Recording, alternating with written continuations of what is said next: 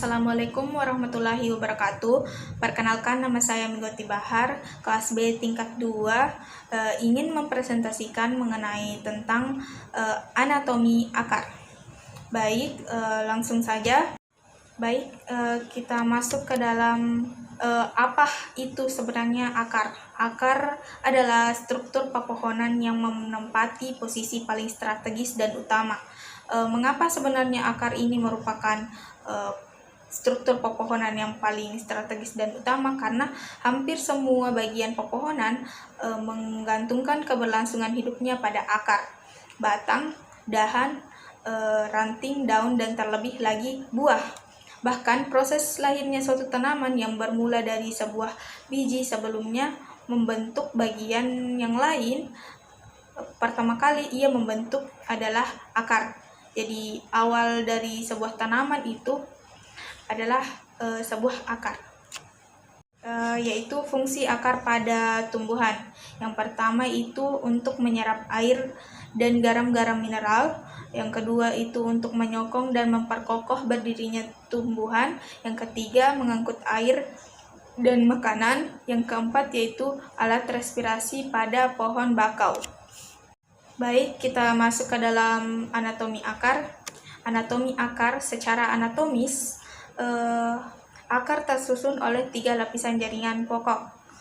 Nah, tiga jaringan pokok itu adalah jaringan dermal, jaringan dasar, dan silinder pusat.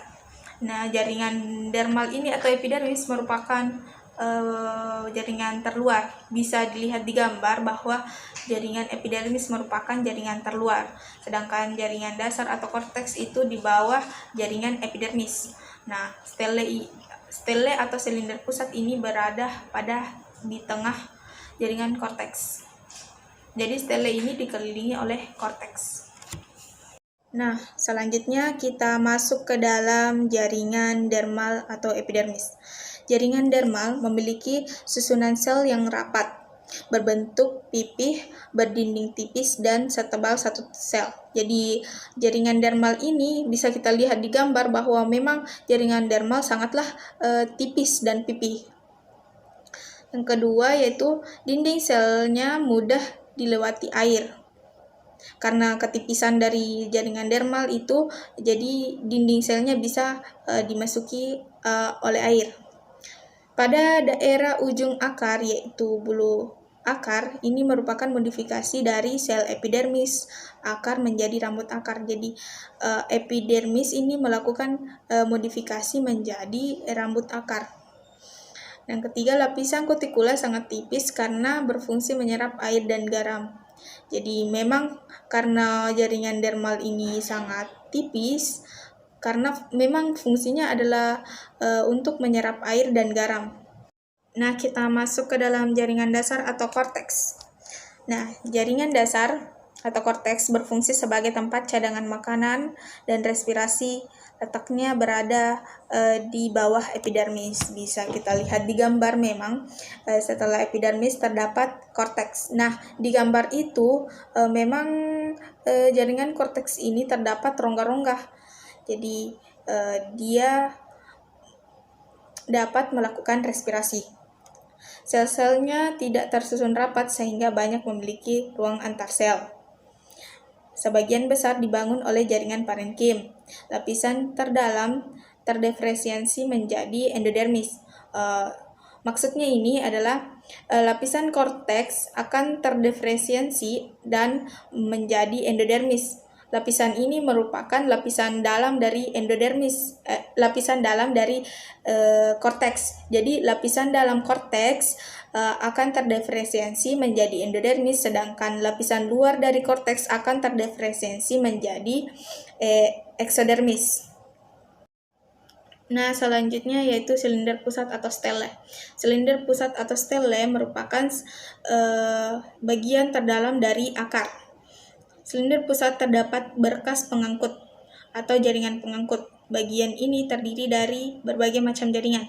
Nah, di gambar yang ditampilkan pada saat pembesaran stele itu ada beberapa jaringan. Yang pertama yaitu periskal atau prekambium, merupakan lapisan terluar dari stele. Akar cabang terbentuk dari pertumbuhan periskal ke arah luar. Jadi di gambar itu ada merupakan jaringan periskal. Nah, kedua, berkas pembuluh angkut atau fasis terdiri dari silem dan floem yang tersusun bergantian menurut arah jari-jari. Nah, pada gambar pembesaran stele itu ada silem dan floem sudah ditampilkan dan dengan arah panah. Silem itu yang berada di tengah yang dikelilingi oleh floem. Silem berfungsi untuk mengangkut air dan mineral dari dalam tanah ke daun, sedangkan floem mengangkut hasil-hasil fotosintetis ke seluruh bagian tumbuhan yang memerlukan. Nah, yang ketiga yaitu emplur. Emplur letaknya paling dalam atau di antara berkas pembuluh angkut, terdiri dari jaringan peringkit. Nah, bisa kita lihat di gambar yang kedua itu, emplur memang bagian yang paling dalam dari stele. Sudah bagian pusat dari stele tersebut. Ke dalam endodermis. Endodermis merupakan lapisan pemisah antara korteks dengan silinder pusat. Bisa kita lihat di petunjuk gambar bahwa endodermis merupakan yang berwarna kuning, sedangkan yang stele itu berwarna pink. Jadi yang biru itu merupakan endodermis. Jadi endodermis merupakan lapisan pemisah antara korteks dan silinder pusat. Endodermis berfungsi sebagai transportasi mineral dan air. Dapat mengalami penebalan zat gabus pada dindingnya dan membentuk seperti titik-titik dinamakan titik Kaspari.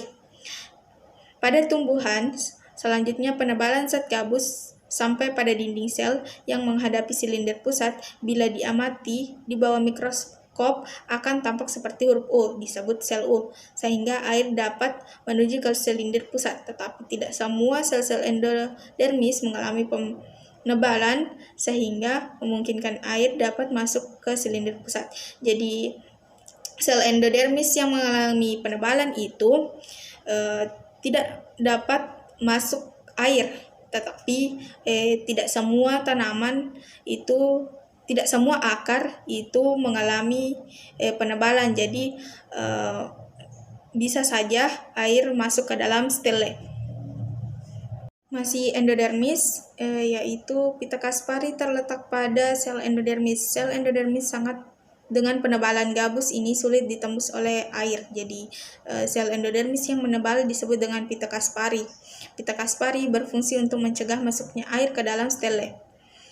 Nah, kan fungsi akar itu adalah untuk mengangkut air, garam mineral, dan hasil fotosintetis.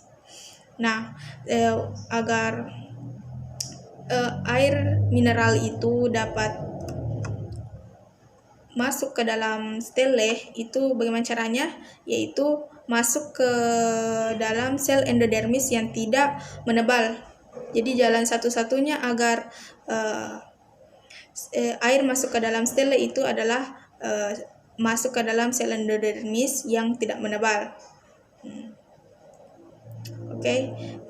Ada dua jenis transportasi yang tidak melewati jaringan pengangkut ekstravaskuler, yaitu apoplas dan simplas. Apoplas yaitu pengangkutan air, garam mineral, serta hasil fotosintesis melalui ruang antar sel karena adanya penebalan pada sel endodermis. Simplas yaitu pengangkutan air, garam mineral, dan hasil fotosintesis melalui sel. Selanjutnya, ujung akar. Ujung akar berfungsi untuk melindungi meristem akar dari kerusakan mekanik dan membantu menembus pertumbuhan akar. Ujung akar dilindungi oleh kaliptra. Sel-sel pada ujung akar tersusun berlapis-lapis. Lapisan sel ini disebut histogen. Selain kaliptrogen dan kaliptra, ujung akar dapat dibedakan menjadi 3 lapis sel. Nah, yang pertama yaitu dermatoge, yaitu lapisan sel yang paling luar yang nantinya akan membentuk epidermis. Nah, seperti yang ada di gambar itu, dermatog merupakan lapisan terluar. Peribelum, beberapa lapis sel yang terdapat di sebelah dermatogen yang nantinya akan membentuk jaringan korteks. Nah, Plerom, beberapa lapis sel yang terdapat di tengah yang nantinya akan membentuk stele. Pada pangkal kaliptra terdapat jaringan meristematis kaliptroge yang fungsinya selalu membentuk sel-sel kaliptra yang baru. Jaringan pada kaliptra yang mengandung butir-butiran amilum disebut kolumella. Butiran-butiran amilum ini terdapat di dalam sel-sel kolumella disebut tepung setatolit. Selanjutnya yaitu rambut akar. Rambut akar merupakan modifikasi berupa perpanjangan dari epidermis akar yang berfungsi untuk memperluas area penyerapan air dan mineral. Jadi fungsi dari rambut akar ini adalah untuk memperluas area penyerapan air dan mineral. Nah, kita masuk ke dalam anatomi akar dikotil dan monokotil. Baik, kita masuk ke dalam perbedaan akar dikotil dan monokotil. Seperti pada gambar yang ditampilkan, bahwa perbedaan jelasnya akar tumbuhan dikotil dan monokotil itu terdapat pada stele. Nah, seperti dilihat pada tumbuhan dikotil, silemnya berada di tengah. Kemudian flomnya mengelilingi silem. Nah, pada tumbuhan monokotil, silemnya berselang-seling dengan flom. Jadi setelah silem ada flom. Kemudian silem dan flom. Begitu juga seterusnya. Nah, satu perbedaan lagi yaitu pada tumbuhan monokotil terdapat namanya amplur. Sedangkan pada tumbuhan dikotil tidak ada atau memang tidak terlihat atau sangat kecil karena dikelilingi oleh silem. Nah, perbedaan-perbedaannya lagi yaitu pada tumbuhan dikotil sistem perakarannya yaitu sistem perakaran akar tunggal. Sedangkan pada tumbuhan monokotil sistem perakarannya akar serabut. Yang kedua yaitu tudung akarnya. Tudung akar pada tanaman dikotil itu memang ada, tapi batasnya tidak terlihat jelas. Sedangkan pada tumbuhan monokotil, tudung akarnya ada dan batasnya memang terlihat jelas. Ya, selanjutnya itu gambar yang di samping ini merupakan contoh gambar akar dikotil yang dipotong melintang. Seperti yang dilihat di gambar itu silem berada di tengah dan dikerumuni oleh flom. Nah, gambar yang di sampingnya lagi adalah gambar monokotil, tumbuhan akar monokotil yang dipotong melintang. Nah, bisa dilihat silem dan flomnya selalu berjejeran. Jadi setelah silem, flom, silem dan flom, dan di tengahnya itu terdapat amplur. Oke. Nah,